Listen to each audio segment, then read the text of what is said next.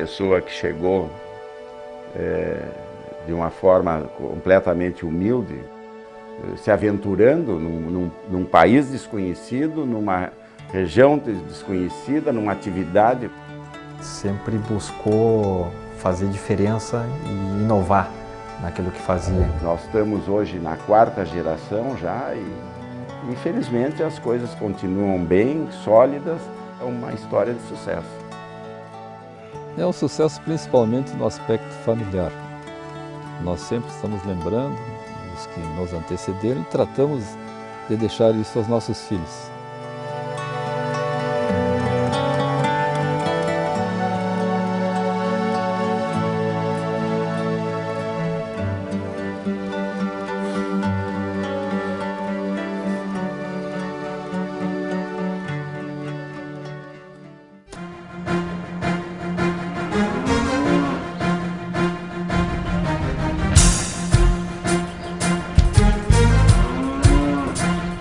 E na pecuária se destacou.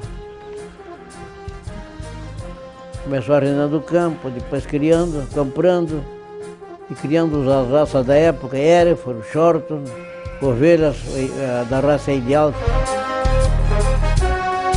É uma coisa bem do Vasco, né? São ovelheiros, e ele nos levava para a estância, era ele que nos trazia aqui para o campo.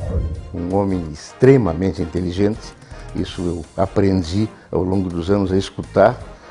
E ele, no momento que ele tem uma estância, que é São José, que começa a produzir animais, enfim, ele fez exatamente aquilo que outras pessoas têm muita dificuldade de fazer hoje.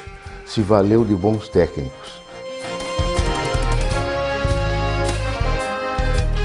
E o seu Eustáquio importou carneiro.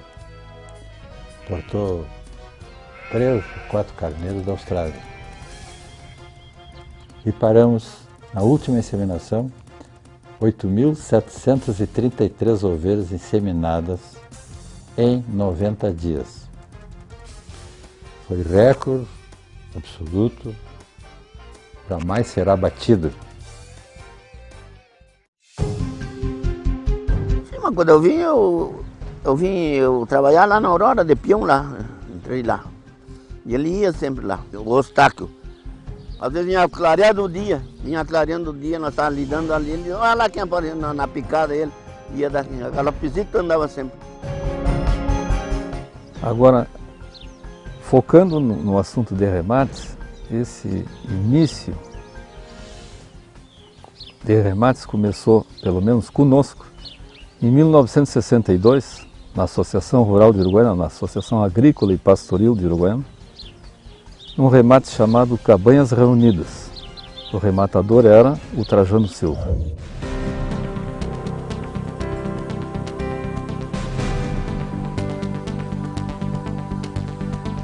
Esse remate passou a chamar Cabanhas Reunidas, porque era dele, do seu Eustáquio, e demais 3 ou 4 amigos que aderiram.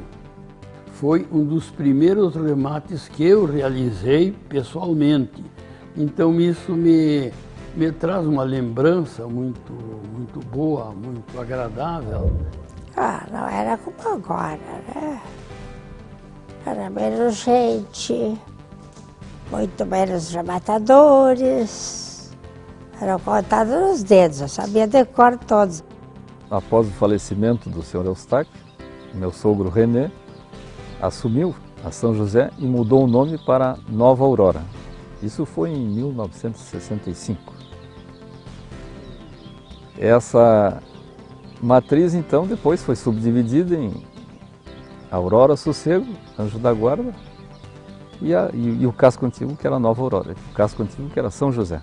Seguindo os passos do pai, tão urbano quanto o pai, talvez até um pouco mais, o René mais urbano, né? Faz exatamente a mesma coisa. Né?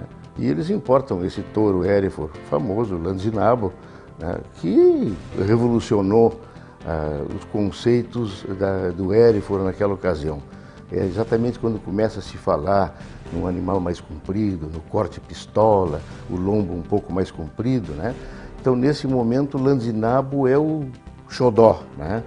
é exatamente aquele que começa a vender muito sêmen, né, comercializa muito, e aí está o comércio do homem comerciante inteligente que o René era.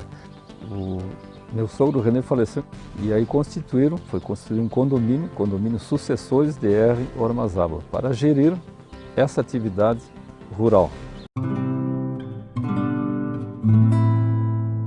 Deixou 4 filhas, uma já era casada, a mais velha, Ana Maria, a segunda, Ineida Maria, a terceira, a Maria Luísa, casada comigo, e a quarta, a Ione Maria. Todas Marias e muito amigas.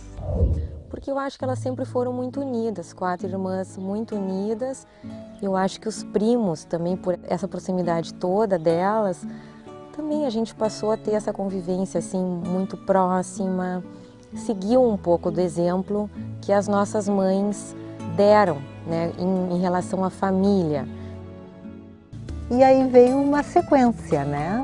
No campo aqui, os primeiros anos com Bolivar, depois o Fernando assumiu e foi durante 30 anos o administrador da sucessão René Ormazábal. Remate, para mim, me lembro a partir da década de 80, né? Que quando eu começo a conviver, e eu me lembro, era uma festa no local de remate, porque na Nova Aurora tinha um local de remate, a gente fazia os remates, vinha gente do estado inteiro, até da fronteira aqui, então. Remate era farra, era festa, claro, acompanhando as vendas, mas fazendo uma social também, via amizades da época. Nós moramos em Uruguaiana, né? Eu tinha 3 anos, mas vindo sempre, todos os anos, passando as férias aqui, então via amizades do pai e da mãe, e era uma curtição, assim, durava o dia inteiro.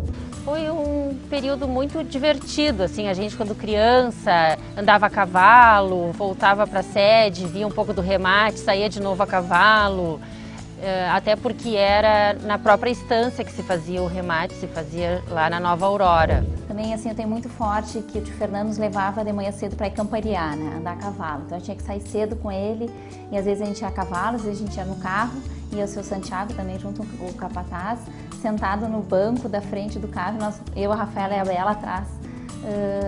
E às vezes era inverno, era frio, ele abria o vidro todo, a gente morria de frio.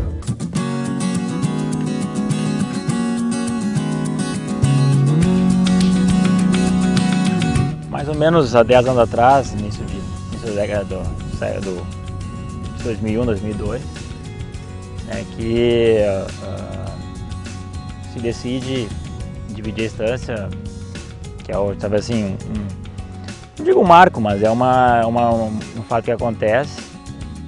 Vamos dizer, depois que nós fizemos a divisão da estância, esse será já o 10º remate da Aurora e Sossego.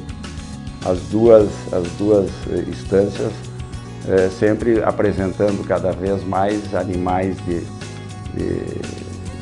com boa evolução, animais com boa genética, animais com boa qualidade. Uma significativa melhoria técnica. Os animais, para irem a um leilão hoje, devem ser muito bem apresentados. Antes eram totalmente rústicos. O gado Braford começou no cruzamento dentro da propriedade da Nova Aurora, né? Então a gente recebeu um gado com bastante genética. Obviamente que a genética é imutável, a gente tem que procurar evoluir, trazendo sêmen às vezes de outros países, até da Argentina principalmente, importando embriões, procurando sempre melhorar a genética, e é o que a gente tem feito.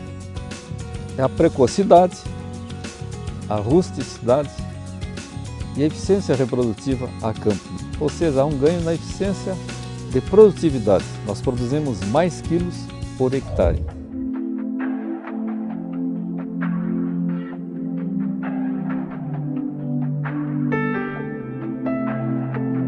Não tem como dissociar a história do Braford no Rio Grande do Sul da família Ormazábal.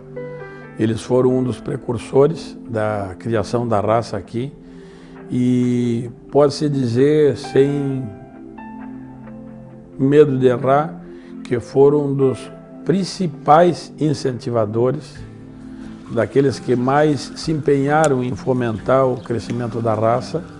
E a Braford hoje, indiscutivelmente, é um dos carros-chefes da pecuária rio-grandense brasileira.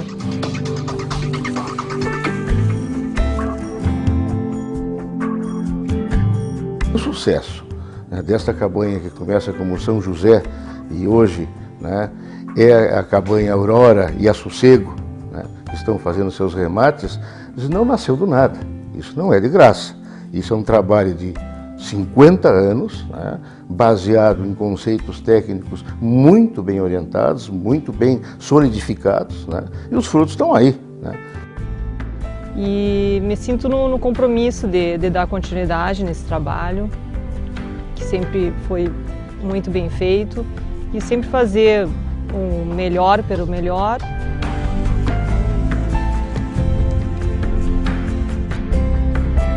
O seu Eustáquio teve essa visão, né? O René soube continuar, o Bolivar deu continuidade e o Fernando solidificou. Certamente coroa todo esse trabalho. Agora os netos que continuem.